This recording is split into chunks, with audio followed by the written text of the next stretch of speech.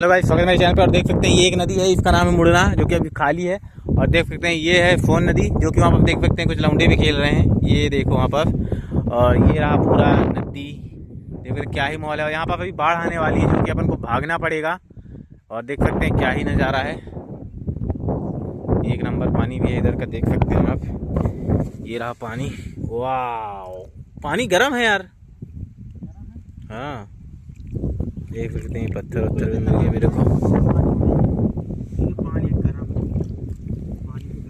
पानी बहुत गर्म है।